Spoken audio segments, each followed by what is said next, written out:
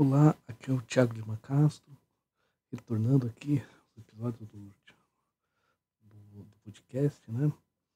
Eu fiz professor de música, né? Professor de violão, violão caipira, também professor de filosofia, e fiz uma série de episódios sobre a minha dissertação de mestrado, chamado Compêndio Musical de Descartes, Possíveis Fontes Musicais, e recentemente acabei o doutorado, né? Com a minha tese com o título Descartes Diálogos Musicais. Em um outro momento, eu vou fazer também episódios para divulgar o conteúdo da tese. Mas preciso primeiro limpar um pouco a cabeça, cansar um pouquinho o tema, ter que escrever alguns artigos sobre o tema, algumas coisas. Então, eu prefiro dar uma acalmada um pouco, depois eu produzir umas coisas bem legais assim sobre esse tema. Mas, enquanto isso, queria compartilhar com vocês o estudo desse livro que chama Descartes, la France, Histoire d'une passion nationale.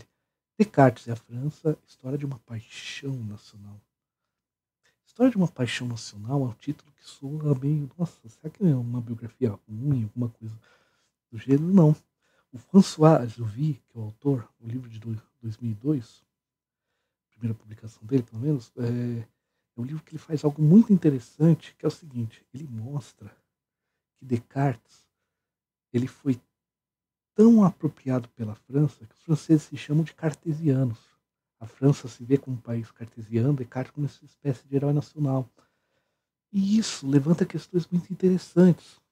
No livro, entre outras coisas, ele vai mostrar desde como isso ocorreu logo após a morte de Descartes, até o ponto que na Segunda Guerra, partidos de extrema-direita ou criticavam Descartes por algum motivo, ou se apropriavam de Descartes usando outra argumentação, partidos de esquerda, inclusive partidos socialistas, ou criticavam Descartes por um determinado motivo, ou cooptavam ele por algum outro motivo. E que nos leva a ver como que um filósofo, uma obra de um filósofo, muitas vezes ela é apropriada para coisas que ele nem pensou, que parte que são frutos daquilo que escreveu, mas ao mesmo tempo são apropriações muito diversas, né? Isso que eu acho que é um texto tão interessante, que desde um livro que já tem 20 anos e que já tem dado resultados nos estudos cartesianos, a gente vê pesquisas feitas no Brasil, fora, esse livro tem sido muito forte, mas ainda eu acho que precisa ser mais divulgado. Então a ideia é compartilhar a linguagem didática, o conteúdo da pesquisa desse autor, que é muito interessante. Então a gente vai fazer a abertura desse projeto, para quem está escutando o podcast, está vendo, vai ser de forma toda oral, tudo, e para quem preferir acompanhar pelo YouTube, a única diferença é que vai ver o texto na tela, né? Mas eu não vou usar nenhum elemento visual para explicação, digamos assim.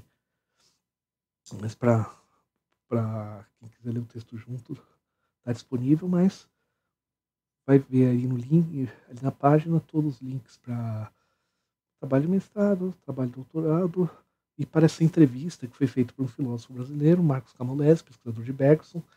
E esse material que a gente vai trabalhar, essa entrevista que o autor deu, é extremamente interessante porque ele discute um pouco esse método e esse problema da recepção dos filósofos, tanto em Descartes e em Bergson, que é outro filósofo que ele trabalhou. Ele trabalhou com Kant também, em torno dessa temática, e que nos dá uma base muito boa da metodologia que ele usa para pesquisar. Por isso que eu acho interessante primeiro passar por essa entrevista antes de realmente adentrarmos o conteúdo do livro. Agora, para quem conhece pouco Descartes, nunca ouviu falar nada sobre ele e tudo, eu vou fazer uma apresentaçãozinha rápida das principais ideias de Descartes e para a gente já entrar no tema, alguns elementos para vocês terem ideia do que aconteceu com as ideias dele logo após que ele faleceu, para aí quando a gente começar a discutir o livro ter uma base forte. Isso que vai ser feito, obviamente, em episódios mais à frente. Vamos lá, então? Então, vamos ver algumas ideias do Descartes, né? Vamos lá. Importante, eu gosto sempre de falar de datas que ajudam a colocar o autor em seu contexto. Ele nasceu em 31/3, né? 31 de março de 1596, em La Haye, em Touraine, na França, perto de Tours, que atualmente, inclusive, a cidade chama Descartes, e faleceu em Estocolmo, na Suíça, em 11 de fevereiro de 1650, 54 anos, a serviço da rainha Cristina, da Suécia. E alguns temas principais que ele trabalhou, vamos lá. vamos entender qual que é a importância dele. Um dos temas que ele trabalhou muito era o chamado mecanicismo, ou inicialmente físico-matemática, ou seja, usar a matemática para pensar a física. Para nós, isso soa muito estranho, porque fala, gente, mas a gente teve aula de física na história, na escola, é um bando de fórmula, tudo. Mas não era na época de Descartes. A física, tradicionalmente, era pensada a partir da lógica aristotélica, da lógica tradicional silogística. Usar matemática para pensar a física foi um trabalho de muita gente, em que Descartes deu uma contribuição muito grande entre elas, aquilo que a gente conhece como plano cartesiano, e propõe uma metafísica. A metafísica é uma área da filosofia que serve de base para o restante do conhecimento, além de falar alguns temas como Deus, alma, entre outras coisas, mas além desses temas, ela também tem os conceitos básicos sobre a qual o conhecimento é gerado. Então ele propõe uma metafísica que permite embasar uma matematização da física, que é o chamado mecanicismo, a concepção de que as coisas materiais são extensão, então eu posso pensar o seu movimento, as suas características, através dessas propriedades materiais, mecânicas, dando uma concepção de que o universo funciona à semelhança de um grande relógio com suas engrenagens. E essa maneira de conceber a matéria foi essencial para depois Newton. Não só Descartes, uma série de outras pessoas contribuíram para isso. A contribuição teórica de Descartes para isso foi essencial. Essa metafísica tem uma característica muito interessante, que ele separa ela da teologia. Na época, a metafísica estava muito ligada à teologia dentro do pensamento medieval. E isso gerava problemas. Primeiro que se você mexesse um pouquinho na metafísica, você estava mexendo em questões teológicas e gerava problemas com as igrejas, seja a igreja católica tradicional, seja as igrejas reformadas. Por mais que a igreja católica tenha feito todo o processo contra Copérnico, aquela coisa absurda que ocorreu com Giordano Bruno, Galileu Galilei e tudo mais, a gente tem que lembrar que Lutero faz críticas a Copérnico bem pesadas, Calvino também, ou seja, independente se era católico ou protestante, não era muito bem aceita essas ideias. Isso gerava problemas. Outra coisa, se eu vou matematizar a física, como que eu vou matematizar? Se eu estou usando a matemática e a observação para fazer, por exemplo, no caso da astronomia, como eu vou usar uma metafísica, conceitos de base, calcados em Aristóteles? Se eu estou negando outras ideias de Aristóteles. Então, quando ele propõe uma metafísica que é diferente, rompendo a tradição aristotélica, absorvendo algumas coisas, mas sem tornar a leitura, digamos assim, de Aristóteles obrigatória para entender a sua própria metafísica. Separada da teologia, não, uma coisa é a razão, outra coisa é a fé. Isso dá uma base teórica que vai ser usada para muitos filósofos para o desenvolvimento da filosofia moderna, como da própria ciência, que agora ela pode ter seus conceitos de básico separados da teologia, ou seja, separando as duas coisas. Obviamente isso ia dar muito problema e gerar muitas críticas. Ele discute muito a necessidade do método, porque a filosofia antiga, até medieval, tem uma grande preocupação com o percurso da verdade, ou seja, qual o percurso que eu devo para chegar à verdade. Descartes muda um pouco e traz uma preocupação, como que eu evito o erro? Como que eu discuto metodologicamente qual o método correto para chegar à verdade? Isso vai ser essa noção básica de ter que pensar o método para pensar sobre algo, extremamente influente na modernidade. E ele vai propor o próprio método cartesiano em si, que a ideia é o seguinte: eu tenho um problema, quebro ele em problemas menores, até que esses probleminhas pequenos eu consigo dar uma resposta que seja tão clara e evidente que ela seja indubitável. E a partir dessas ideias simples, claras e evidentes, eu vou reenumerando-as para voltar ao problema complexo. Isso é extremamente influente. Ao Dividir para Conquistar, de Napoleão. Que quando ele fala isso, ele está sendo, provavelmente de forma até consciente, está sendo cartesiano. E dentro desse processo, ele acaba utilizando um certo ceticismo metodológico. Por quê? Quando a gente fala em ceticismo, se fala muito errado sobre ceticismo, mesmo em meios de divulgação científica, às vezes. Porque o ceticismo não é somente usar a dúvida para chegar à verdade. A ideia clássica do ceticismo, a escola antiga do ceticismo, era o quê? Eu levanto dúvidas para chegar à verdade? Não. Para testar uma hipótese? Não. Eu levanto dúvidas para mostrar que é impossível chegar à verdade sobre aquele tema. Se eu chegar a uma resposta melhor do que aquilo que é colocado, beleza, mas não era esse o objetivo. que o Descartes faz não, é usar a dúvida de uma maneira radical, colocando toda a realidade em dúvida, tudo, até chegar a ideias tão claras e distintas que eu possa reconstruir o conhecimento. Por mais que essa construção de Descartes tenha sido superada, tenha sido criticada e tudo mais, essa ideia de usar a dúvida como fonte de conhecimento, duvido para conhecer, digamos assim, vai ser extremamente influência em todo o desenvolvimento da ideia, da ciência moderna, das filosofias modernas. Claro que tinha outros autores antes que também caminhavam para isso, mas o poder como Descartes fez a questão era inflamatório, praticamente. Nesse período chegava a cheirar, né, ou de uma maneira ruim, né, causava muito polêmica e tudo mais, que é o chamado ceticismo metodológico.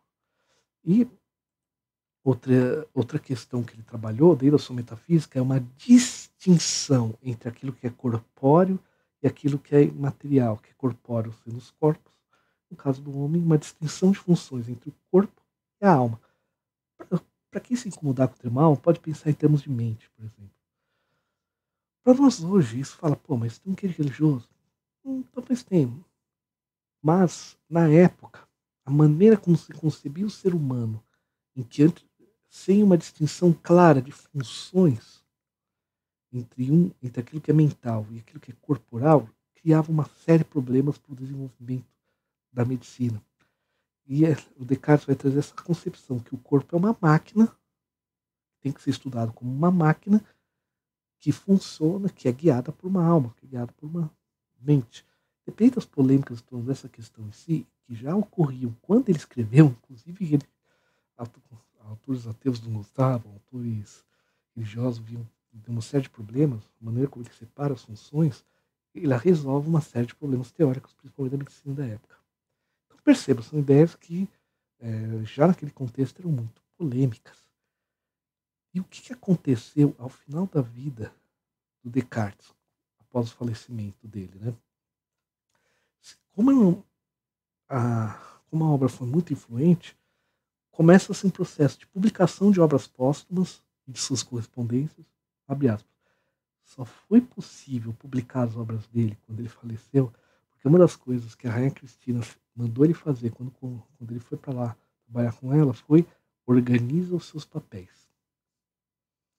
Ele nunca teve em vida, pelas cartas percebe, uma ideia, não, no futuro eu vou publicar textos póstumos, minhas cartas, vou entrar para a possibilidade, por ele queimá-la tudo, mas ela mandou organizar, o chefe mandou, se obedece. Mas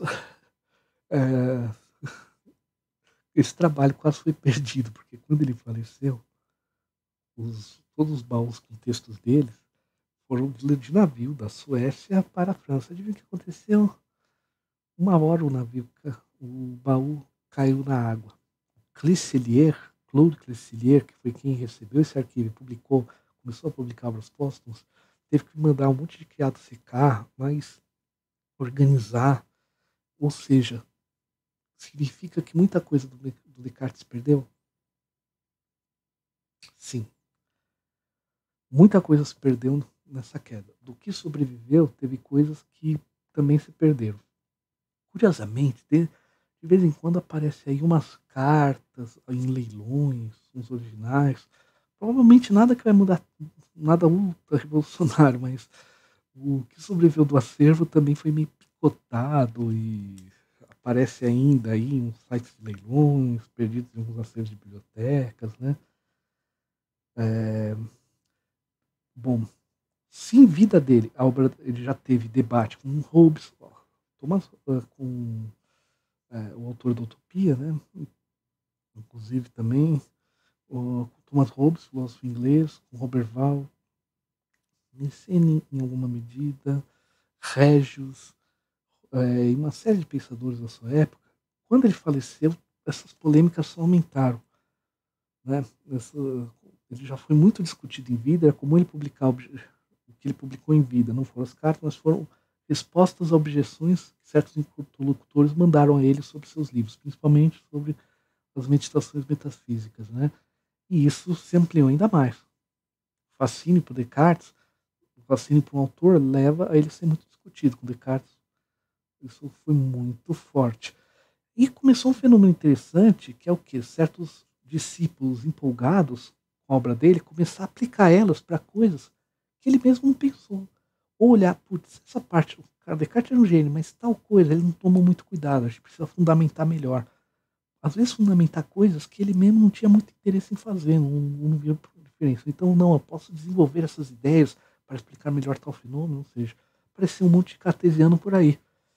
Por isso a importância de nós entendermos como foi essa apropriação do Descartes, como ele foi apropriado por seus contemporâneos e mesmo seus discípulos.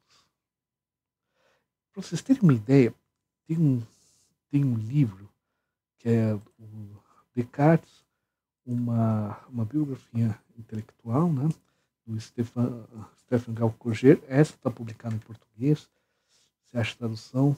Na página, eu vou mostrar alguns trechos para você rapidinho, para vocês verem o nível do fascínio que o Descartes teve. Está na página 507. O título é Morte e Desmembramento. Que? Morte e desmembramento. Olha isso. Eu vou ler porque é mais interessante. Logo surgiram vários boatos sobre os últimos dias da vida de Descartes e sobre sua morte. Morreu de pneumonia, no caso. Aí a Cristina botou ele para acordar às 5 da manhã. O cara nunca gostou de acordar cedo. No inverno da Suécia, aí já viu. Né? Numa sátira anônima publicada em 1692, intitulado Novas Memórias para Servir a História do Cartesianismo, em português, Daniel Rouet espalhou a história de que Descartes fizera papel de tolo num discurso público na corte sueca, esquecendo o original grego de Procópios, o historiador da Guerra dos Bárbaros, inventando uma filosofia procopiana para a plateia. Familiarizada com o texto, sabia que não podia ser verdadeira. Envergonhado, havia fugido para Lapônia, no norte. Fecha aspas, terra do Papai Noel, voltando ao texto, onde sua fisionomia lhe permitira fazer-se passar por lapão e ser admitido pelos xamãs lapões em seus ritos de percussão em tambores. Rouet, que visitara a corte da Rainha Cristina em 1652, afirmou que Chanou, um amigo de Descartes, lhe revelara que Descartes havia contraído durante esses acontecimentos a pneumonia fatal. Gente, Rouet também era crítico a Descartes. Um dos primeiros biógrafos que conheceu Descartes vivo, cria uma sátira em que o cara vai parar no norte da Europa, na Lapônia, que devia ser o fim do mundo para a época, né? Em contato com rituais de tambores xamãs, pega uma pneumonia.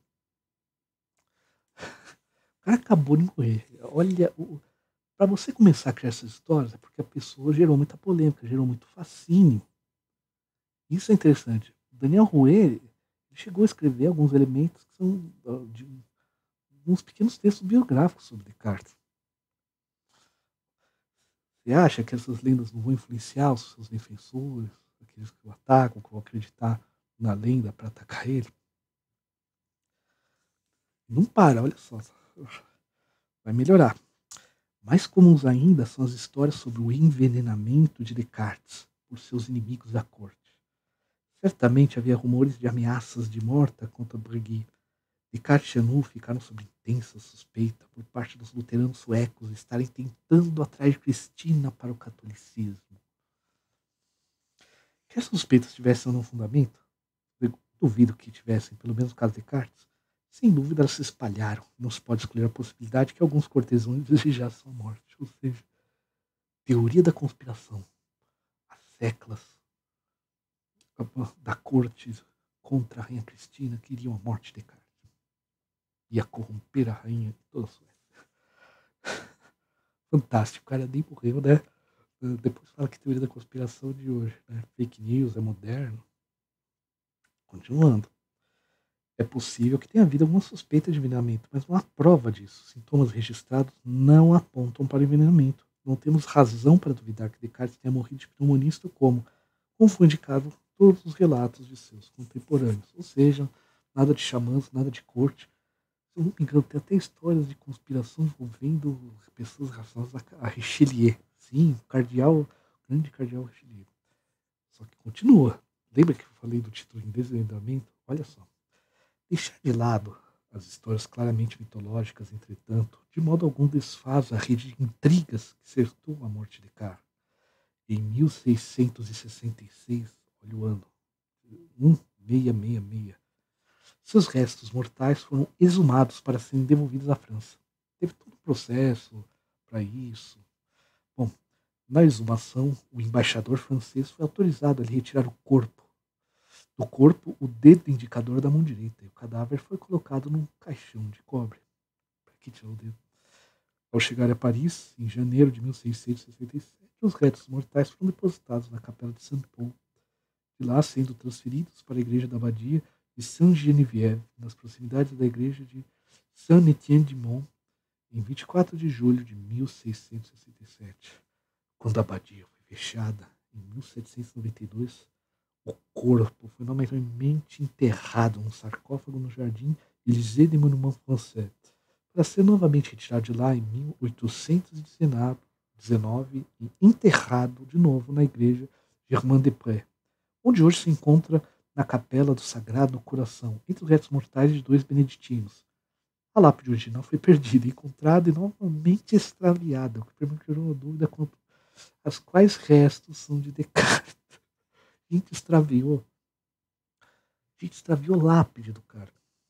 Mas essas são dúvidas insignificantes, comparadas que podemos ter sobre o crânio sepultado com os restos mortais, pois este, em tudo indica, certamente não é de Descartes. Fechado. Louco, né? Parece que um capitão de guarda sueca, presente na exumação original, retirou o crânio e substituiu por outro. O crânio foi revendido por diversas vezes antes de cair nas mãos de Berzelius, que em 1821 ofereceu a Cuvier, sendo esse o crânio hoje encontrado no Musée de Lyon, no Palais de Chaillot.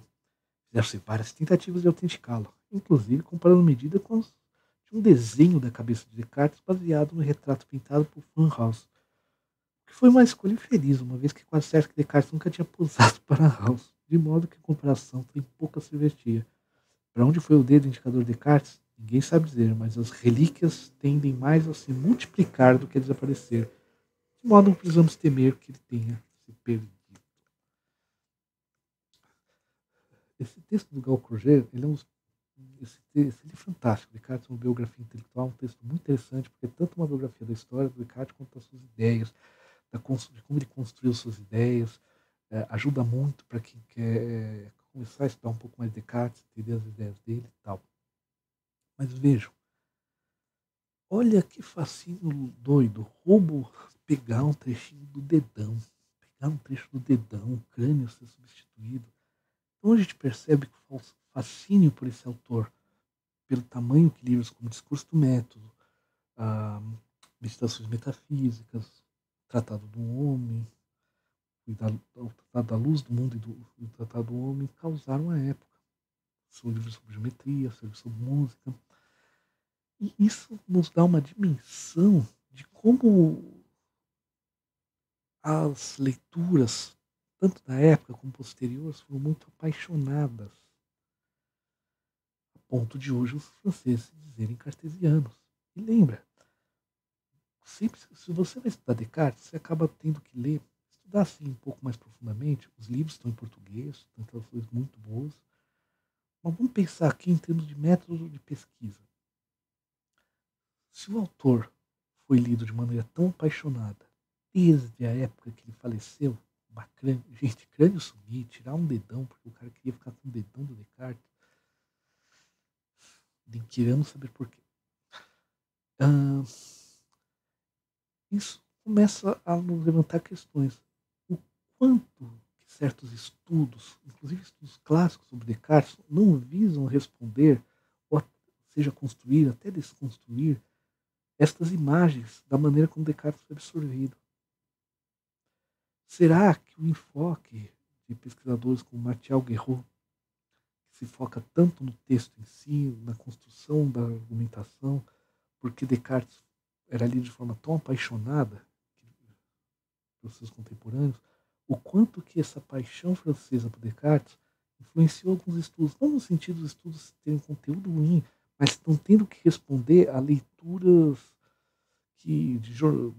leituras de políticos, leituras de apropriações para o senso comum. Isso é muito interessante, tanto pensar a historiografia dos estudos cartesianos e para pensarmos os efeitos da obra de um filósofo. Por isso que essa ideia de estudar a recepção dos autores tem sido muito importante até para ilustrar um pouco melhor as suas ideias. Tudo bem? Vamos agora à entrevista?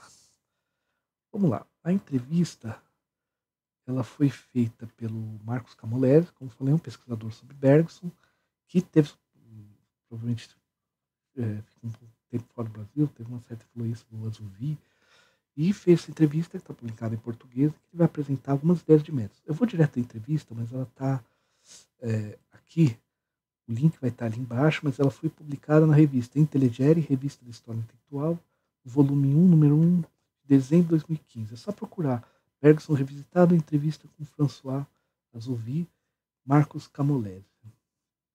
Como falei, a entrevista, o Camolese visa mais o trabalho sobre Bergson, só que eles acabam passando pelo Descartes, e como há muitas similaridades do ponto de vista metodológico, essa entrevista vai nos ajudar bastante a entender um pouco. Para quem está vendo no YouTube, está aí uma fotinho dele, né? Então, vamos ao texto da entrevista. Eu vou lendo e comentando. Começa assim.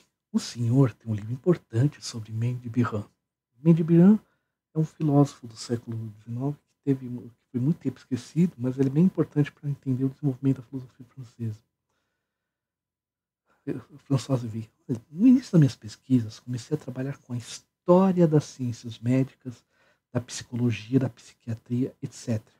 Era o princípio de um projeto abortado. Mas, trabalhando sobre essas questões, cai sobre a figura de Mendes Biran, que leu bastante os médicos de seu tempo e do passado, que fundou uma sociedade médica, cuja obra tem uma dimensão de filosofia primeira incontestável. Pausa. Filosofia primeira, metafísica. Continuando, mas também uma dimensão muito grande de filosofia antropológica. Pausa. É o campo da filosofia que vai pensar o homem. Continuando a resposta dele. Ele, Mendes Biran, se interessou muito pela constituição da individualidade pelo viés do corpo, do corpo próprio. É um conceito que foi muito disseminado pelo Merleau-Ponty. Continuando. Penso que se pode dizer, sem exagero, que ele é verdadeiramente o primeiro teórico do corpo próprio. Interessei-me então por sua obra, de modo que o devia ser uma grande parte da minha tese tornou-se progressivamente a totalidade, ou seja, esse livro sobre Mendes Biran. Depois, paralelamente, também dirigi a edição crítica em 20 volumes de sua obra. 20 volumes é muita coisa, mas olha que interessante. Então, ele já pensava em fazer um trabalho um pouco mais amplo que a leitura de um filósofo. Ele pega um filósofo que não é, antes de fazer essa publicação, não é assim tão lembrado, mas que ele percebe a importância para o desenvolvimento da filosofia francesa posterior, onde esse conceito de corpo próprio aparece muito em Merleau-Ponty, Deleuze, uma série de autores. Olha que interessante. Continuando, Camolese pergunta: parece que o senhor encontrou Descartes por uma espécie de via interior esse percurso. Resposta ao Azuvi: progressivamente. Outro tipo de trabalho me ocupou a partir do começo dos anos 1990, e deu lugar ao Descartes, assim como ao livro sobre a recepção da filosofia de Kant na França. É sempre um pouco fruto de um acaso, um impulso que vinha de longe. Foi durante a empreitada historiográfica conduzida por Pierre Nora, Lieu de Mémoire, em que ele pediu para diferentes especialistas que trabalhassem sobre objetos, lugares, pessoas, instituições, que de uma maneira ou outra simbolizam a França. Conversando com ele, veio a minha ideia de propor um Descartes, porque na França, Descartes é considerado como um bem nacional. Costuma-se dizer que os franceses são cartesianos, que eles têm um espírito cartesiano, o que acredita uma singularidade na passagem dos países comparáveis. Não há equivalente na Alemanha, na Inglaterra, na Itália, um país que defina, ao menos parcialmente, sua identidade em relação a um filósofo. Tive, portanto, vontade de trabalhar sobre o caso de Descartes na perspectiva da empreitada dos Lieux de Mémoire, que reencontrava uma preocupação que já era minha há algum tempo. Sempre tive interesse de seguir a maneira como as ideias, por vezes até mesmo as palavras, as fórmulas, os sintagmas transmitem-se na história das ideias. com variações de sentido muito consideráveis. Eu tinha trabalhado dessa maneira nos anos de 1980 na história de uma fórmula latina, Homo duplex, o homem é duplo, que conheceu uma extraordinária fortuna em todos os países de alta cultura, desde o quarto século depois de Cristo, com os cristos herméticos, gnósticos, até o século XIX até hoje. Sempre tive interesse, portanto, pela maneira como as ideias, as obras, as doutrinas, as palavras transformam-se no curso da história, passando por variações que nunca são nem previsíveis, nem perfeitamente aleatórios. Vamos centrar aqui. Não são nem previsíveis, nem perfeitamente aleatórios. Ou seja, mesmo leituras afastadas têm alguma coisa a ver com o texto original. Continuando. Nos anos 1990, interessei-me pela primeira recepção na França da obra de Kant, em toda a qual publiquei com Dominique Durand certo número de textos que em seguida comentamos. Esse trabalho sobre a recepção das doutrinas da obra estava, sem dúvida, em gestação há muito tempo, mas não tinha me dado conta disso. Quando houve os Liens de Mémoire, fiz então essa contribuição, e alguns anos depois o editor me pediu para fazer um livro disso. Olha que interessante. E como, continuando a entrevista, como o senhor chegou a Bergson? Cheguei a Bergson por Descartes. Na história das apreciações de Descartes da França, constatei que, de maneira quase sistemática, os que vindicavam Descartes, aquele que deles fizeram um grande homem, só tinham desprezo por Bergson. Esse era considerado como um filósofo muito fraco, e, inversamente, os que consideravam Bergson como um imenso filósofo, um imenso personagem, eram ao mesmo tempo anticartesianos. Houve uma exceção notável e interessante, que é Peggy, já que ele é ao mesmo tempo admirador de Descartes e um outro grande admirador e amigo de Bergson. Mas esse é um exemplo muito singular. Para os outros, a repartição das afinidades faz-se verdadeiramente como eu acabei de dizer. Portanto, cheguei a Bergson a partir de Descartes. Pareceu-me interessante considerar um livro aquele que é de fato o Descartes e que se instalou na glória da França. Estabeleceu em parte sobre a ideia de ser uma alternativa ao cartesianismo. Figurinha aqui do Bergson, para vocês verem. Pareceu-me interessante considerar um livro aquele que é de fato anti-Descartes, que se instalou na glória da França, que estabeleceu em parte a ideia de ser uma alternativa ao cartesianismo. Evidentemente, muito mais complexo, não é rico do que isso, mas essa ideia desempenhou um papel muito grande. São dois trabalhos que se completam, que entram no outro, porque no livro sobre Bergson eu entrecruzo, do ponto de vista da acolhida, diversos personagens que a gente tive a ocasião de falar no livro sobre Descartes. Além disso, o caso Bergson interessou-me particularmente porque acredito trata do primeiro filósofo a ser celebridade mundial. Vou fazer uma pausa. Só nessa frase ele aponta uma série de coisas. Realmente, nós, quando a gente faz história da filosofia, tem interesse, estando fora da Europa, às vezes a gente tem uma vantagem de essas questões mais nacionais não se inscreverem tanto. No caso de Descartes mesmo, tem crescido muitos estudos norte-americanos, ingleses, italianos, alemães, que não tem essa visão tão apaixonada assim como os franceses têm pelo Descartes. Então, você vê algumas coisas de uma maneira. Esse caso eu acho interessante porque tem algumas semelhanças fortes entre Descartes e Bergson. O próprio Bergson, se você lê, ele elogia, ele fala sobre como estudar Descartes, tudo. Interessante isso, né? Mas, no caso, e realmente, da mesma forma que o Descartes foi uma celebridade na sua época, no campo da filosofia, o Bergson era muito famoso na época. O Einstein foi na França discutir com Bergson sobre a sua teoria. Toda uma polêmica entre os dois, mas isso é outra história. As pessoas queriam tanto ver as palestras do Bergson que quem tinha dinheiro mandava um criado ficar lá sentado na cadeira para não perder lugar. Um negócio assim, absurdo. Voltando aqui, em todo caso, na França, certo que ele seja o primeiro. E o Bergson foi o primeiro filósofo a ganhar um Nobel, no caso de literatura, mas o prêmio Nobel nunca se aplicou para filosofia. Há quem veja esse prêmio até com uma certa crítica velada, mas vamos voltar aqui. É também a época que o permite, já que é quando se vê nascer a possibilidade de uma divisão midiática muito ampliada. Olha isso que interessante. É assim então que esse filósofo de quem não se falou mais por muitos anos foi em seu tempo um filósofo mundialmente célebre.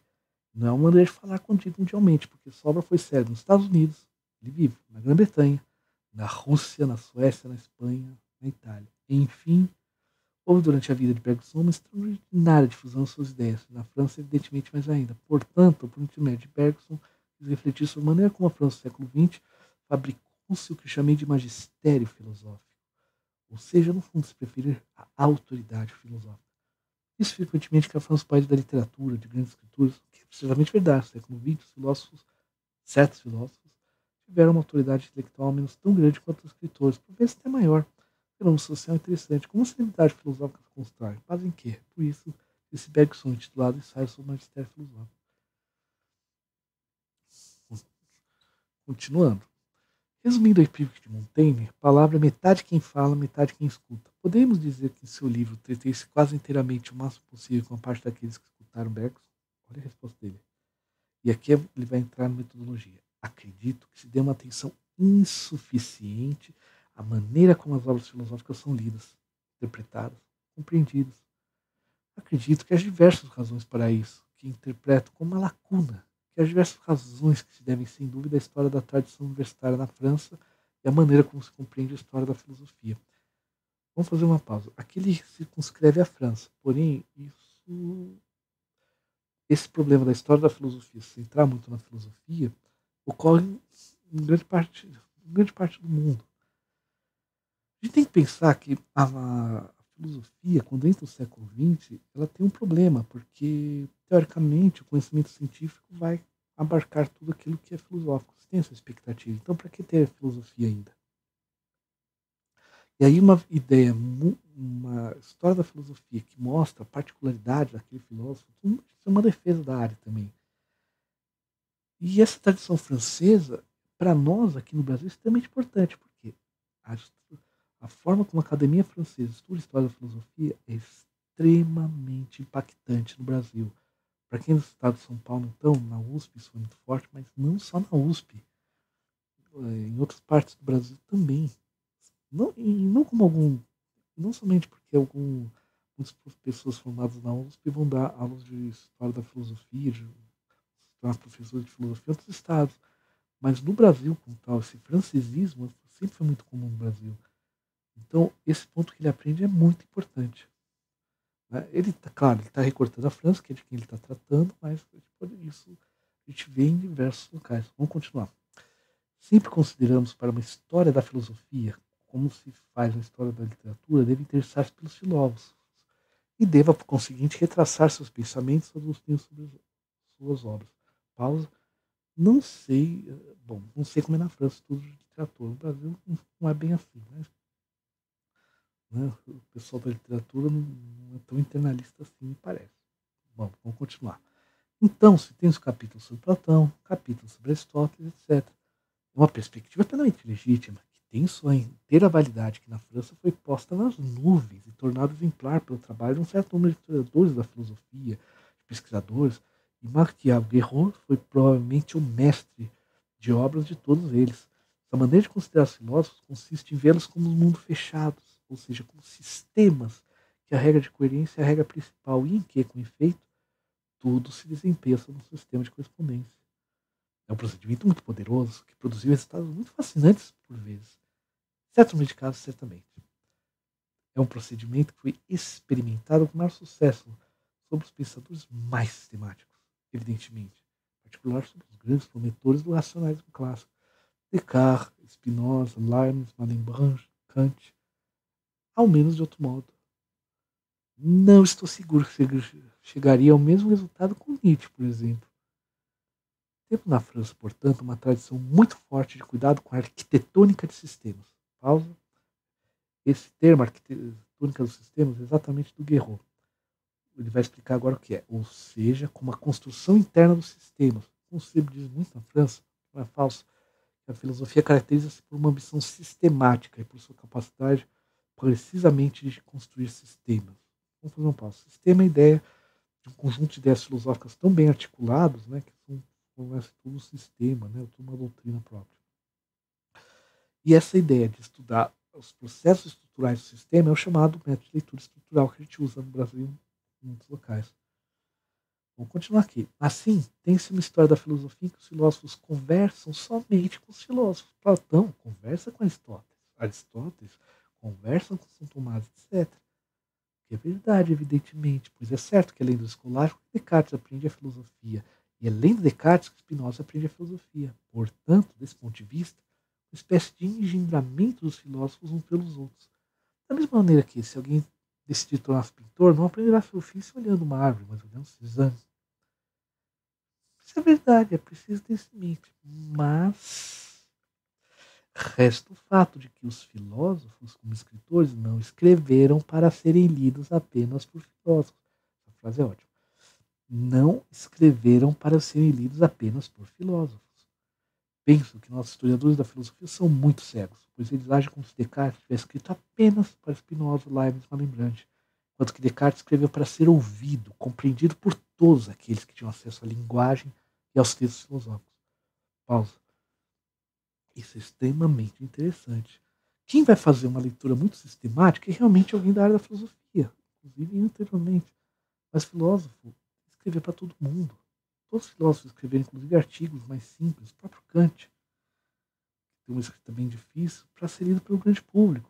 O Descartes, ele publica em francês, quando ainda não era muito comum na França isso, na Itália já era bem comum. Por quê? Porque ele queria ser lido por pessoas simples. Para ele ser pessoas que soubessem ler, mas não tivessem uma erudição muito grande, concordassem com suas ideias, ele estaria até mais próximo da verdade do que os doutos, que estão com a cabeça cheia, digamos assim. E esse é um ponto que a gente tem que levar em questão. Não só isso, se ele quer ser lido por todos, ele está resolvendo problemas que são eminentemente filosóficos, mas estão dialogando com outras áreas do conhecimento também. E esse é o cuidado que a gente tem que ter. No caso, quando a gente. Descartes, por exemplo, ele fala muito de uma filosofia para a prática, no sentido que a filosofia dele deve afetar o mundo real. Não é essa a imagem que nós temos dele normalmente. Mas se ele está dizendo isso, significa que a maneira como ele propõe suas ideias e os próprios resultados delas visam a problemas que não são só da filosofia. Isso a gente tem que levar em conta também na leitura. Por mais que uma análise dos processos de argumentação, da estrutura lógica do sistema, de como o autor defende a sua verdade extremamente importante, não é somente essa análise que a gente precisa fazer. Num tempo de hoje, um filósofo que escreve sobre bioética, ou pelo menos deveria, espero ser lido por pessoas por agricultores, por pessoas que lidam com pesquisa animal, com cientistas em geral, não só dos filósofos. Aqui, talvez eu queria conversar com os filósofos, mas é uma outra história. Vamos voltar aqui. Olha a frase que continua. Ele escreveu para produzir uma verdade. Coloca contra a perspectiva dele, de todos os filósofos, que valesse para todos, uma verdade que não fosse limitada à esfera de seus pares. Nenhum filósofo, acredito, pensou em destinar sua obra simplesmente aos seus colegas da filosofia. Da mesma maneira que um romancista jamais escreveu livros para serem lidos apenas pelos colegas da Académie Française, da Academia Brasileira de Letras. Uma coisa que me parece de bom senso, que me parece evidente, mas que é sempre obtida pelos historiadores da filosofia ou pelos historiadores da literatura, que, para retornar à frase de Montaigne, esquecem, portanto, a metade do que é uma obra. Eles veem a metade escrita, não veem a metade que é lida por pessoas em geral. Vou repetir essa frase dele. Eles veem a metade escrita e não veem a metade que é lida por pessoas em geral. Ora, acredito que essa metade não seja tão importante quanto a outra. Não digo que seja única. Cumpre conservar a legitimidade de uma história internalista da filosofia, de uma história que se interessa pelos sistemas. Mas essa metade, tal como é difundida, tal como é lida, tal como é compreendida, é tão importante quanto a outra. Evidentemente, elas são inseparáveis. Acredita que haja um campo de pesquisa imenso, porque, na realidade, poderíamos retomar toda a história do pensamento da filosofia ocidental do ponto de vista de sua recepção, do ponto de vista do uso que foi feito das obras. Isso foi feito em certos número de casos. Quando se estudou a fortuna de Aristóteles, por exemplo, assim como a fortuna de Platão no neoplatonismo, na patrologia, há estudos, mas sempre com a ideia de que convém parar na esfera dos filósofos, ou seja, na esfera dos que são iguais aos que leem. Por exemplo, vai estudar aristotelismo na patrologia, uma pausa. Patrologia é o estudo da patrística. Naquele momento, lá pelo século IV, os chamados pais da igreja, os primeiros filósofos que articulam a filosofia com o cristianismo. Continuando. ou nos grandes teólogos dos séculos XII, XIII, ou nos físicos do XIV, ou seja, dos filósofos, mas interrompe seu estudo a difusão de uma obra, de uma doutrina, na esfera daqueles sobre quem se pensa que sejam os intérpretes esclarecidos da obra. Ora, constar simplesmente que obras são lidas por todos que queiram lê-las, inclusive pessoas que não são filósofos de proteção. Claro que no século XII, no século XIV, coisas não se colocam de modo algum nos mesmos termos, mas na época moderna, ela já começa no XVII, que a esfera da leitura transborda largamente a esfera dos especialistas filósofos, as obras saem do campo filosófico, com esse destino, por vezes, bizarro. Uma pausa. Temos a edição da imprensa. Cada vez mais com o desenvolvimento da imprensa, é natural que pessoas que não são necessariamente filósofos leiam. E muitos filósofos querem ser lidos por essas pessoas também. Então a gente tem que temos que entender, isso que ele está falando até aqui, temos que entender a estrutura interna dos textos, mas temos que ler essas leituras. E olha o que ele vai dizer em seguida, voltando ao texto. Mas elas conhecem destinos que são, em todo caso, muito interessantes de estudar. Penso que poderia fazer uma história. Você precisa de muitas pessoas das filosofias vitais desde o 17, exemplo que fiz com Descartes e Oberto. Ou seja, vendo toda a difusão de uma obra, indo até o limite, se preferir até aos maus leitores, que não compreendem, que compreendem atravessadamente, que compreendem muito mal, que deformam completamente. Mas penso, da minha parte, que a deformação de uma obra faz parte da obra, faz parte da vida da obra. Isso é muito interessante. Mas penso da minha parte que a deformação de uma obra faz parte da obra, faz parte da vida da obra. No limite, poder-se empregar outras palavras que a de deformação. Porque a deformação pode ter um lado pejorativo, pressupõe que se tem a verdadeira leitura, penso que a verdadeira leitura não existe. Penso que haja leituras mais ou menos densas, mais ou menos consistentes e sólidas. E que, aliás, são aquelas que em geral duram por mais tempo. Mas penso que leituras totalmente reformadas de uma obra, o livro sobre Bergson são dois exemplos disso, são extremamente interessantes, tão interessantes quanto leituras muito mais cuidadosas com a verdade dos textos. Isso é um imenso campo de investigação. Para isso é preciso aceitar, procurar todos os cantos, não somente os livros que escrevo, são por vezes pedaços de filosofia, se preferir, que são relativamente autônomos. Creio nessa autonomia das ideias com relação àqueles que as imitem, com relação aos livros em que se as encontram. E essa autonomia das ideias explica sua vida póstuma, por vezes, em todo caso, sua vida independente dos autores, através de mundos extraordinariamente variados. É a razão pelo qual há uma outra maneira de fazer história da filosofia, que seria escrever, justamente interessando-se pela maneira como as ideias migram de seu terreno de origem e deslocam-se em constelações intelectuais, políticas ou artísticas muito diversas.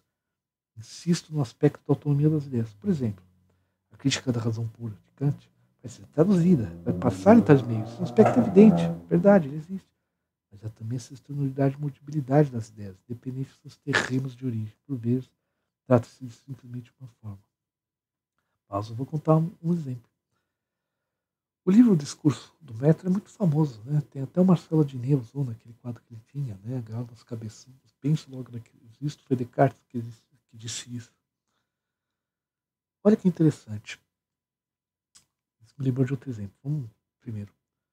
Quando Descartes publicou o Discurso do Método, ele publicou como uma espécie de, como uma primeira parte, como um texto que antecedia um ensaio sobre os meteoros, sobre a geometria e sobre o movimento dos cometas.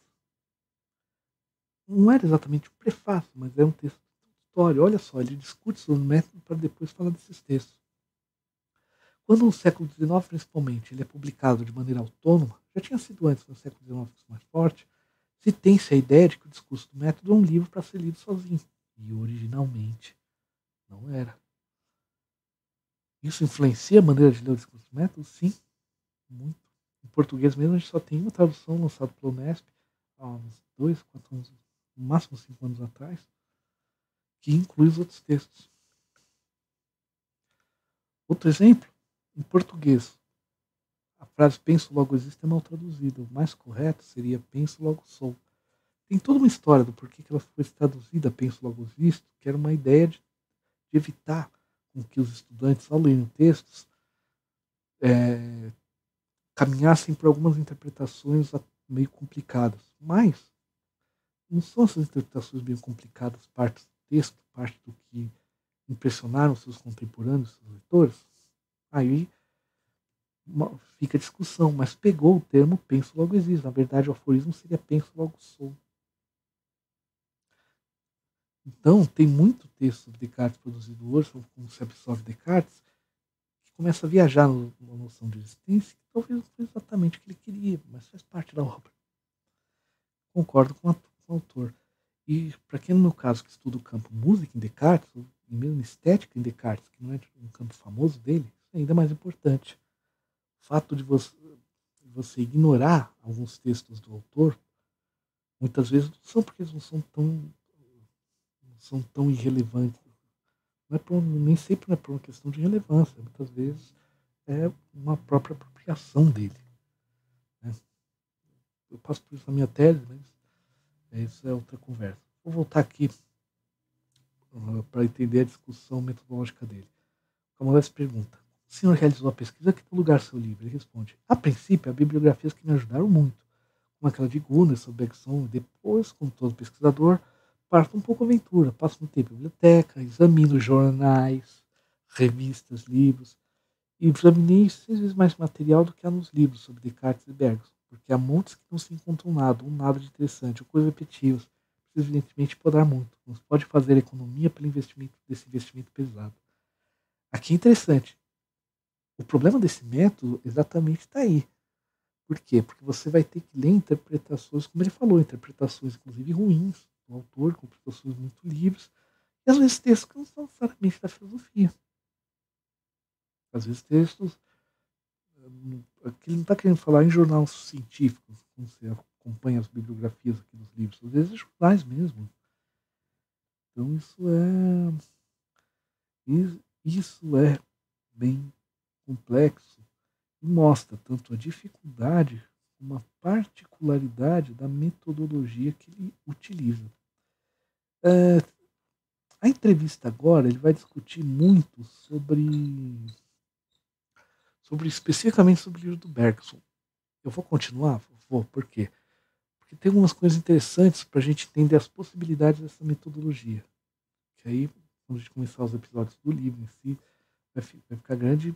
Vou dar algumas explicações daquilo que for necessário, mas eu acho interessante a gente pegar alguns pontos aqui para pensar. E outra coisa, se você tem interesse em pesquisa em filosofia, mas não somente em autores, isso pode dar margem a uma série de questões a trabalhar. Aí, o que tem acontecido muito com Descartes, com o Bergson também, né? Mas vamos lá. Bergson está tendo um certo otimismo.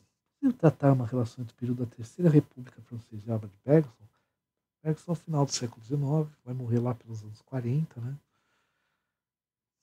O Azovira respondeu o seguinte: certos aspectos, sim, mas em muitos aspectos estão ausentes de sua obra, em particular todas as questões que dizem respeito à política. A dimensão política é ausente da obra de Bergson, praticamente até seu último livro, As Duas Fontes da Moral e da Religião, que é muito tardio, poucos anos anterior à sua morte. Até aí, Bergson quase sempre se absteve das considerações sobre seu tempo, mesmo que certo número de pessoas as tenham feito por ele. Portanto, há uma dimensão em sua obra que é estranhamente intemporal. Bom, vamos parar aqui. Tem um fato interessante dos filósofos do século XX, que daria margem a um estudo muito interessante, que é o seguinte: o Bergson, a família dele tinha origem inglesa, e depois que ele entrou na faculdade, ficou famoso, é que ele conseguiu a cidadania francesa, e eram judeus. E a Segunda Guerra, né? E o nome você vê que tem uma origem meio leste europeu e tal. Se a gente pegar um outro filósofo bem importante do período, o Alexandre Coget,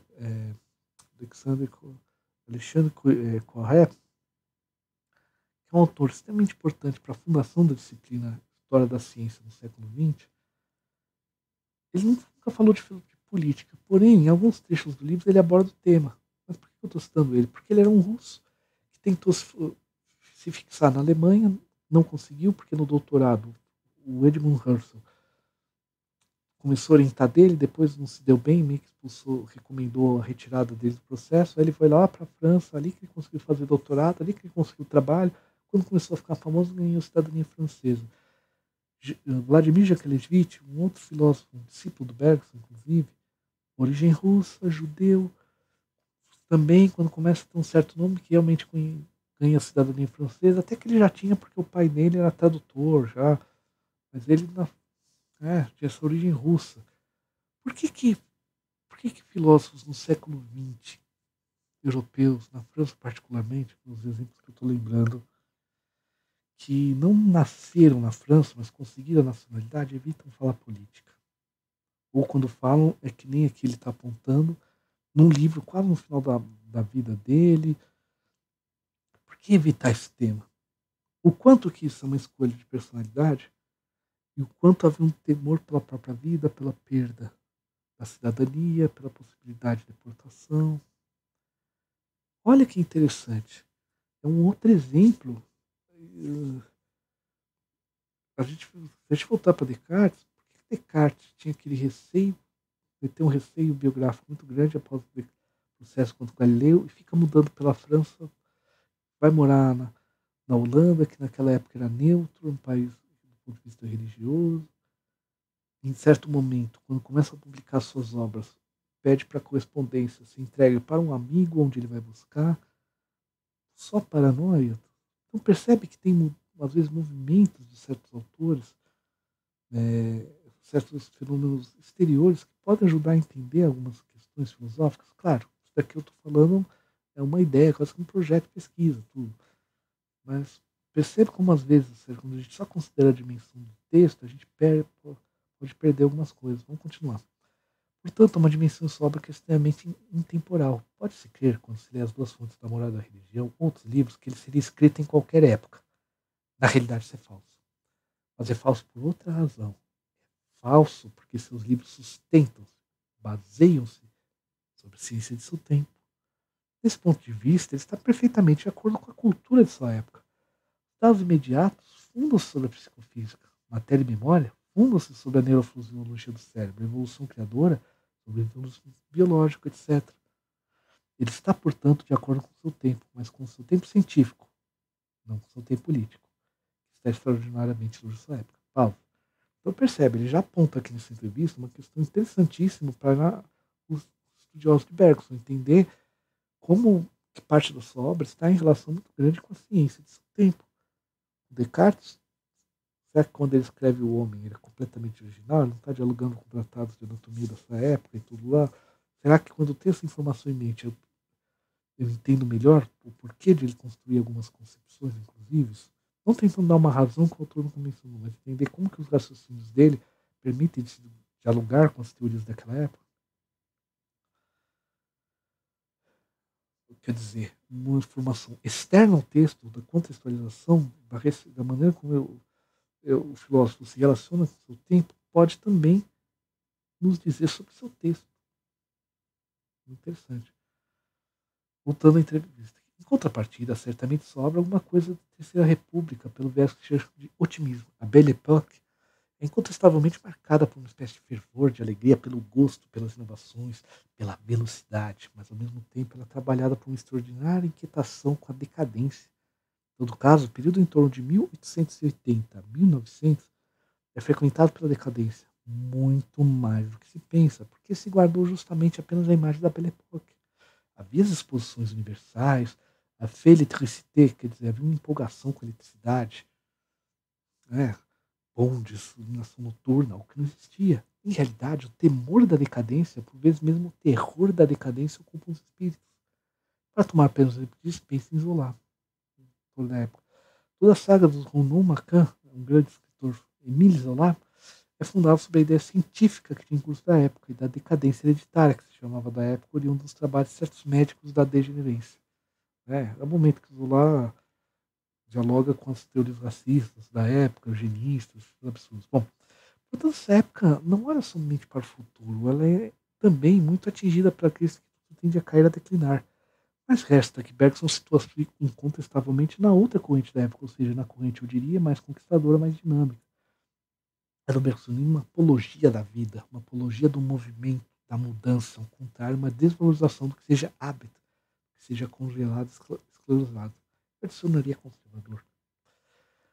Olha que interessante. A partir do momento que eu entendo, então esse otimismo do Bergson também é um discurso voltado àquele receio pela inovação, pela transformação e pela mudança.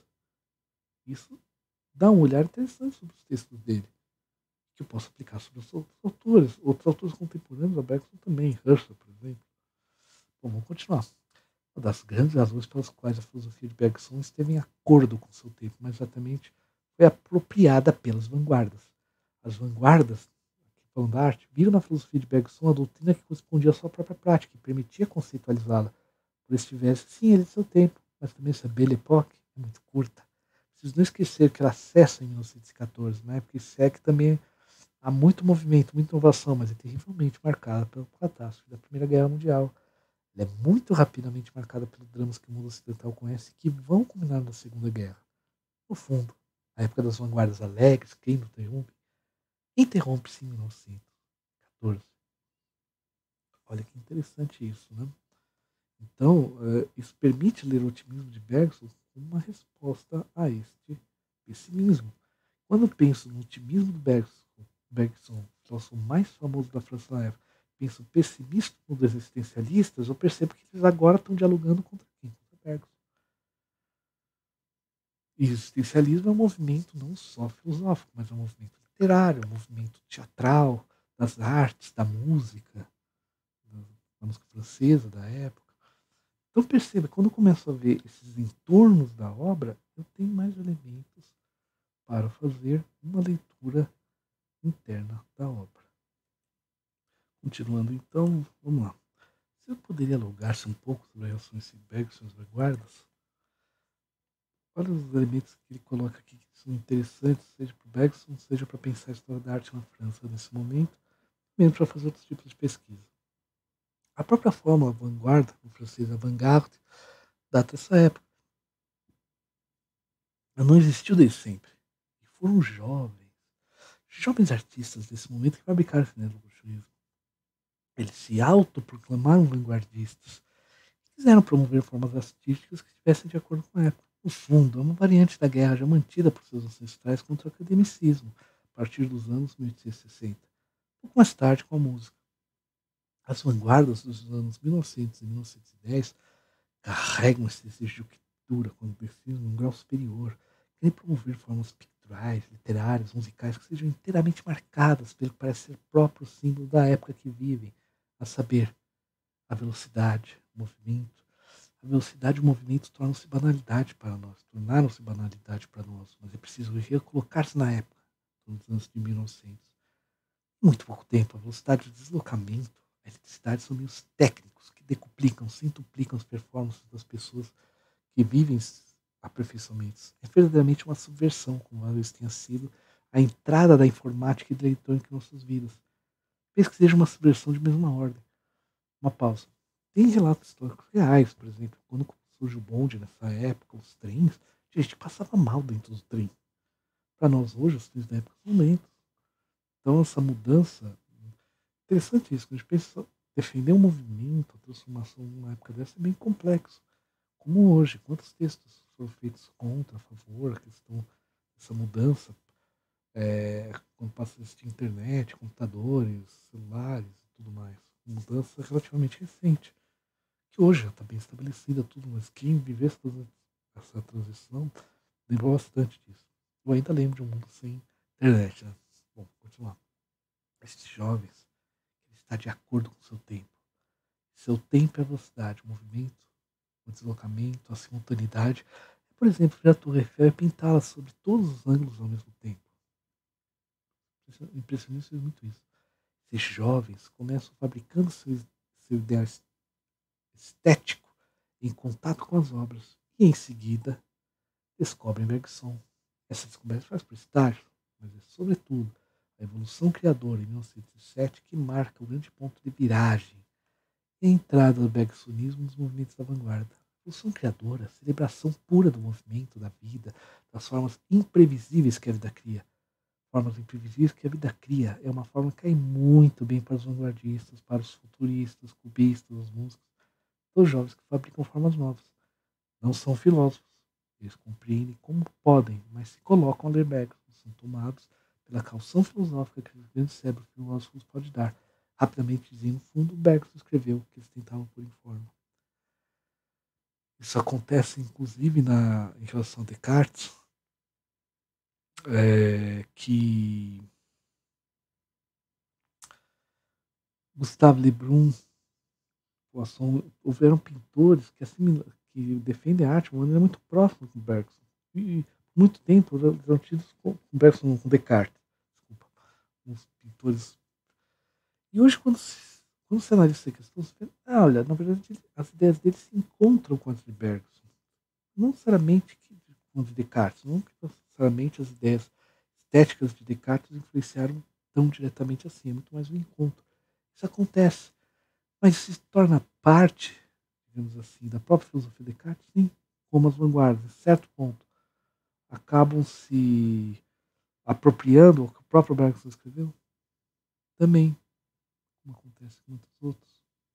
Vamos continuar aqui, olha que interessante. De modo geral, Bergson sempre temeu as recuperações de sua obra. É porque ele faz perguntas assim, Bergson sempre foi evasivo, né? Elas ouvi, de modo geral, Bergson sempre temeu as recuperações de sua obra. Ele era um burguês muito organizado, tinha hábitos muito regulares, previstos, trabalhava enormemente, trabalhava todo o tempo, cujo terror era ser perturbado. Além disso, não sei se ele era apaixonado por seu tempo. Esse é o paradoxo pelo mundo em que vivia. Ele via os seus livros, era um homem de leitura de gabinete, tinha muitos trabalhos científicos, tinha imensa cultura científica, filosófica, também dava seus cursos. Ele vivia nos livros. E quando os jovens, mais ou menos apressados, queriam utilizar suas ideias, ele via como se tratasse de deformações e com uma empreitada um pouco suspeita. Pausa. Hoje sabe que o futurismo, por exemplo, tem a ver muito com o fascismo italiano, então talvez o Bergson. Esse tipo de receio, na maneira como os outros aprendem a obra, faz muito parte. Mas vai com o paradoxo que ele comentou. O cara de hábitos escreve contra os hábitos, genera a transformação. Interessante. E, mais uma vez, isso ajuda a nós entendermos as próprias leituras que outros filósofos faziam do Bergson. Sim, o fato da vanguarda assimilar ele, como Descartes, o fato de pessoas da área da medicina assimilarem seus textos é importante para entender, mesmo quando contradizem. Vamos lá. Continuando a entrevista. Ele não estava errado, aliás, porque é verdade que são deformações. Portanto, ele quase sempre freou ou recusou interpretações e apropriações que se fez da obra dele. Tem alguns discípulos, em particular o Edouard Leroy, desculpe o nome francês, cuja interpretação em direção ao pragmatismo ele aceitou em parte. Mas quando se trata em seguida de apropriações muito menos filosóficas como os vanguardistas, os futuristas, assim como os teóricos da literatura, os simbolistas, todas as pequenas escolas de literatura que floresceram nos anos 1900, Bergson não quis arriscar-se um processo irreversível. Né? Vai saber o que eles vão fazer com as minhas ideias. Depois o pessoal vai. Depois faz besteira, a culpa é minha. Mais ou menos isso. Continuando a entrevista. Em seguida, nos anos entre 1910 e 1912, chegou também o tempo de polêmicas, em particular com a Igreja Católica, que se viu muito mal a evolução criadora e chegou a colocar suas obras no índice de 1914. Polêmicas também sobre o plano filosófico. Em resumo, então um momento da discussão difícil com alguns e não queria abrir ainda mais margem a interpretações que de todos os sentidos, verdadeiramente todos os sentidos. Adicione principalmente com Einstein. O polêmica com Einstein dele é bem interessante. Continuando, certos anarquistas reivindicaram, por exemplo, o momento da Bande Abunô. Ele sempre foi muito prudente em tudo, em particular na utilização das suas ideias. Principalmente quando alguns que assimilaram relacionados ao anarquismo, né? Esse grupo, chamado Julius Bonon, foi responsável por assaltos, por assassinatos. Então, é por isso esse cuidado que ele tinha.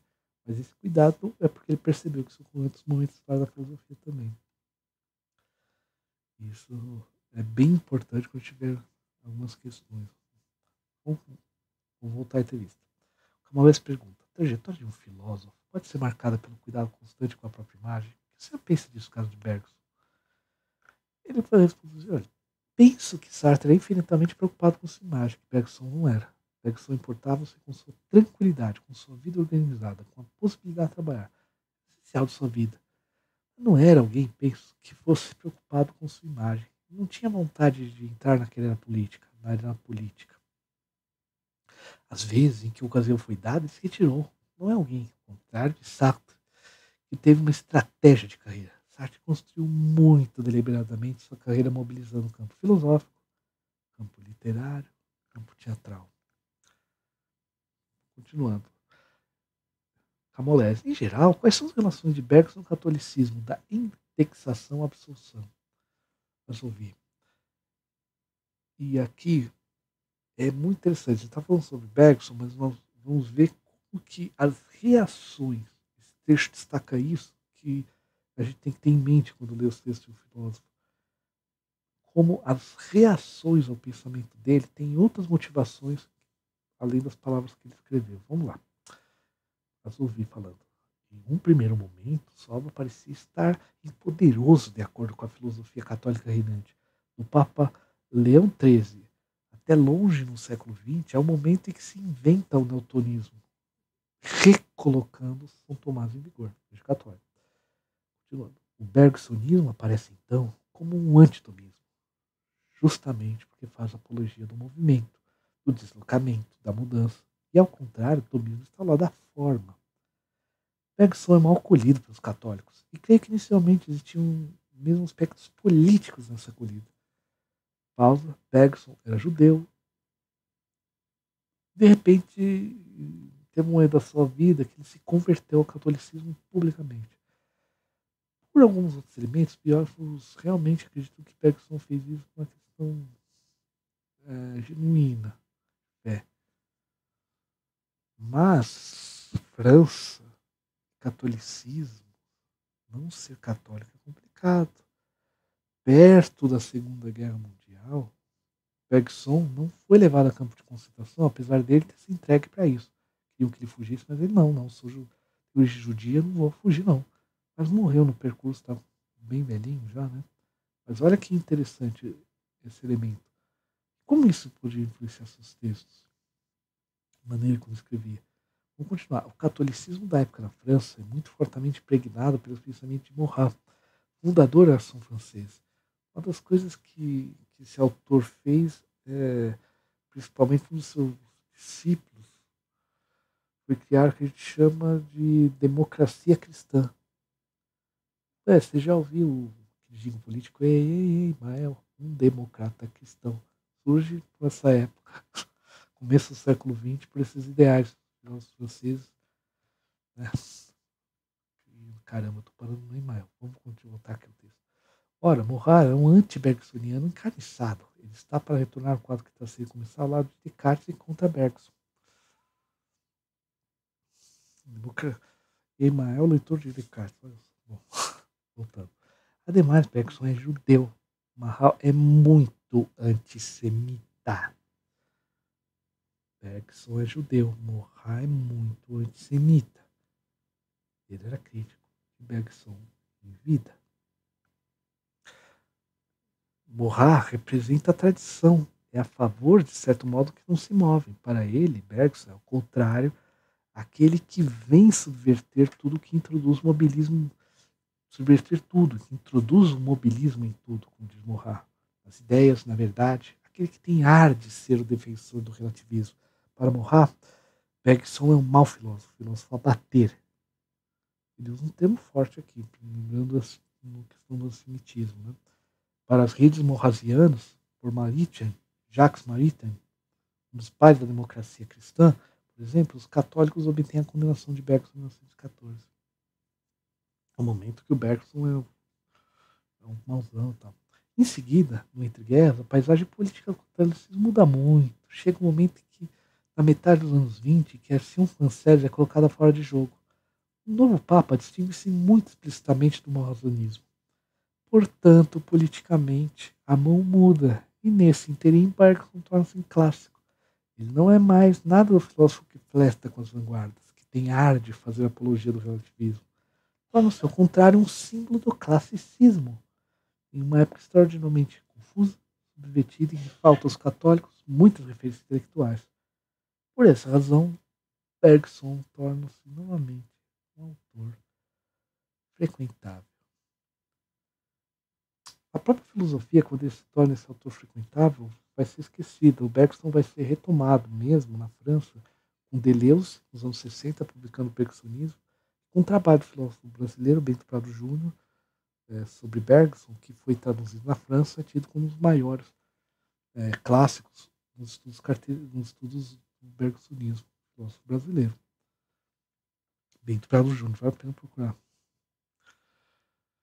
Então, olha só, esse clima de perseguição, principalmente por grupos liderados por um cara antissemita, não vai influenciar a forma que o Bergson escreveu? Será que ao ler os textos de Bergson nesse contexto, entendendo esse problema que ele está tendo com os católicos, a gente não entende algumas questões melhor? Os caminhos argumentativos que ele escolhe? Vamos continuar. Uma das teses principais do seu livro é que o esforço para integrar filosofia e ciência tornou possível o sucesso de Bergson. Olha que interessante aqui. Aqui é o trabalho do autor, uma tese e tal, mas no caso, ele está vendo um elemento exterior, ele vai descrever isso, algo exterior à obra dele que tornou ele importante. Olha isso. Bergson deu a impressão de que podia reunir de fato a grande tradição metafísica, a vida real da filosofia desde a origem da ciência, mas também até mesmo o positivismo. É verdade, no século XIX, os dois caminhos foram divergentes. De um lado, a tradição metafísica, como Rabelais, por exemplo, que, aliás, veio do kantismo, de outro lado, ao positivismo, a filosofia que reflete sobre a ciência, sobre o progresso científico que estava a fazer. Da semente de Auguste Comte, não somente ele, também Renan, Littré, autores importantíssimos para a metodologia histórica na época. Bom, voltando ao texto, no século XIX, esses dois caminhos não sabem divergir, ao ponto que os grandes espíritos contemporâneos acreditavam ter de escolher, ou estavam do lado da metafísica ou da ciência. Quando estavam do lado da ciência, eles eram antimetafísicos. Quando estavam do lado metafísico, ignoravam a ciência. Eis, então, um filósofo que chega, investe na disciplina científica por seu interior e retorna contra si próprio. Quando digo que investe no interior, quer dizer que torna capaz de discutir de igual para igual com os cientistas de cada uma das ciências que dá atenção. Ao disciplina a psicofísica ou a neurofisiologia do cérebro. Ele não discute interpretações. Discute verdadeiramente os artigos psicofísicos mais contemporâneos. Se coloca no espaço do pensamento científico, mas submete a uma espécie de viragem sobre si próprio para analisar seus pressupostos, fundamentos, condições e limites. E assim, introduz a grande ambição metafísica, a grande tradição metafísica. Particularmente flagrante em Matéria e Memória, em 1896, com a restauração do dualismo. Bergson torna-se alguém que permite a seus contemporâneos não ter mais escolha entre ciência e metafísica, pois eles dão os dois. Eles dão a metafísica por intermédio da ciência. E não se trata da ciência de Pitágoras ou Galileu, mas da ciência mais contemporânea, mais atual, que está em curso de se fazer. Assim, coloca-se na perspectiva desse tempo. Vou dar uma pausa aqui. Olha que interessante. Então, se a obra, o que ele está dizendo, se a obra de Bergson está dialogando com esse momento entre uma tensão muito forte em metafísica e ciência, ele vai discutir os artigos mais avançados daquela época, implica que entender sua argumentação implica entender um pouco do estado da arte dessas ciências e entender que ele constrói sua argumentação visando, digamos assim, combater a ideia da impossibilidade de interseccionar a ciência e a filosofia que existia naquele contexto. Então, isso permite que eu olhe o texto Bergson de uma maneira interna, em todos os processos de argumentação, em toda maneira que o Bergson defende suas ideias e constrói elas. Mas permite, ao dialogar com o contexto, essa externalidade, esse contexto que infligia as pessoas a escolher uma coisa ou outra, ciência ou religião, ciência ou metafísica, né? Isso permite me entender, então é por isso que certos caminhos argumentativos talvez tenham sido escolhidos. Por isso que ele realizou tais leituras dos trabalhos científicos. Então perceba, o que ele está propondo, que eu concordo bastante, é que a visão interna do texto pode ser muito bem iluminada por isso, quando se articula com esse momento exterior. E a gente sempre tem que levar em conta. No caso, por exemplo, Descartes, ele publicava objeções e respostas. Parte da sua filosofia foi construída a partir disso. Então, isso pode ser utilizado para qualquer autor da história da filosofia. E claro, como ele falou antes, é um problema enorme, porque se a gente olhar o livro dele, a quantidade de páginas, cada capítulo tem a parte da bibliografia por capítulo. A quantidade de textos é muito grande. Tem capítulo que quase metade dele é bibliografia. Ele teve que ler muito mais. Então, esse também é a dificuldade desse método. A gente tem que entender que quando vai fazer esse tipo de pesquisa, a gente está entrando em um terreno complexo, porque vai ter que dialogar com outras áreas do conhecimento, com outros tipos de saberes, e daquele contexto histórico específico daquele filósofo ainda. Ou seja, vai ter que sair um pouquinho da filosofia para entender a filosofia, que, que também exige um bom planejamento pesquisador para lidar com esse problema. Vamos contar. Por isso que ele vai voltar aqui o texto. Para os críticos exígeos de o espaço ser um anúncio extraordinariamente atraente. Pode ter ciência científica mais aguda, mais contemporânea, mais precisa e ao mesmo tempo a ambição da grande metafísica clássica. Penso que esse seja o elemento capital para explicar a extraordinária reunião que pôde se fazer em momento dado. E muito rapidamente, aliás, sobre essa obra. No fundo, ela é a maior reconciliação das duas irmãs, das duas disciplinas mais e mais divergentes há um século e meio. Esse momento bergsoniano é muito extraordinário, porque penso, da última vez na história lá do Ian Husserl, que não teve celebridade, que tal síntese pareceu possível. Com Bergson, estamos nesse último momento que, no fundo, filosofia e ciência parecem poder coexistir numa mesma cabeça. Muito interessante, né, sobre essa questão. Por isso que eu pretendo fazer o estudo desse livro. Mas que aqui a gente falou muito do Bergson, tudo, ao ler e comentar a entrevista, a gente já percebeu algumas coisas. Ou seja, como a pesquisa sobre Descartes, pegando a sua recepção, suas interpretações, no caso particular da França, emerge uma ideia muito interessante. Né? Afinal, a França, ele é o francês tem espírito cartesiano, todas essas coisas mais. Nos permite compreender o próprio autor, uma leitura interna, mas como que a longo prazo permite-me entender como discutir o autor muitas vezes é discutir outros problemas. E para nós que não somos franceses, não temos esse peso da tradição francesa, nos permite olhar e falar, certo, será que certos estudos clássicos sobre o autor estão respondendo a problemas teóricos dos textos ou do seu próprio contexto? Isso é extremamente interessante. No caso do século XX, talvez falta ainda, esse livro eu acho que pode ajudar muito, a gente pensar todos os problemas da história da filosofia em relação a esse contexto. Certas questões da metodologia, do problema que ainda é muito presente, de como manter a filosofia na academia, como manter o lugar dela enquanto uma área de saber, uma área de pesquisa, e como isso se reflete nas metodologias. E esse trabalho, ao trabalhar um autor tão clássico como Descartes, além das informações em si que ele traz, vocês vão ver, muito interessantes, nos inspira uma série de outras reflexões que são muito legais. O processo da recepção vale muito a pena a gente estudar. Por isso que eu acho que essa obra precisa ser divulgada, seja para os pesquisadores de Descartes, seja para quem tem interesse em filosofia, para entender que o texto tem essa rede de significados que muitas vezes se sobrepõe a ele. Só para dizer, aqui eu li a entrevista porque ela já está traduzida. Eu não vou colocar um texto, vou ficar lendo em francês aqui, comentando que ninguém vai entender nada. Não sei quem já sabe francês, já posso ter acesso ao livro. Então, eu não vou trabalhar exatamente dessa forma. Vou pegar uma outra frase muito interessante. Eu vou realmente ler, mas eu vou montar um. Vou trabalhar de maneira mais didática. A entrevista eu achei interessante para a gente ver esse aspecto, metodológico. No caso de Descartes, tem essa questão muito, muito pesada da França em relação a Descartes. Eu diria, inclusive, o seguinte: muito da discussão do século XX quanto Descartes, em relação à metodologia de estudo de Descartes na França, de autores que vão influenciar o ensino de filosofia no mundo inteiro, tem a ver com o problema do que é o ensino de filosofia. E no caso de Descartes, puxando para a área que eu pesquiso, que é a música, a questão de Descartes e música, Descartes estética musical, e a própria relação da música com a história da ciência, a gente percebe o seguinte: esse assunto é deixado de lado porque se lia Descartes voltado a certos problemas. Que é isso que no final das contas eu defendo. Em outro momento, quando eu fazer essa divulgação, né? Eu me defendo no meu trabalho de doutorado, que a música é essencial para pensar Descartes.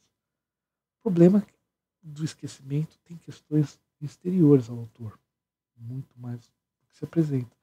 E esse tipo de reflexão que a metodologia da obra nos ensina a pensar, e essas doideiras, vocês já viram, o cara nem morreu, nem entrou no livro, já estamos falando de gente desmembrando o dedo do cara, escondendo o crânio. Até hoje tem manuscritos achados de Descartes, às vezes parece um artigo assim, que se achou uma nova carta, algum tanto na biblioteca. Tem pesquisadores de Descartes que ficam olhando em sites de leilões quando aparece uma carta nova. Teve manuscritos recentemente descobertos e que estavam perdidos em biblioteca. Olha que coisa, olha o fascínio em todo esse autor. E esse fascínio impregna o pesquisador, afinal, todo pesquisador é um tanto apaixonado pelo seu tema e tem que tomar uma série de cuidados metodológicos em qualquer área, para que essa paixão não atrapalhe a sua pesquisa, para que não segue próprio.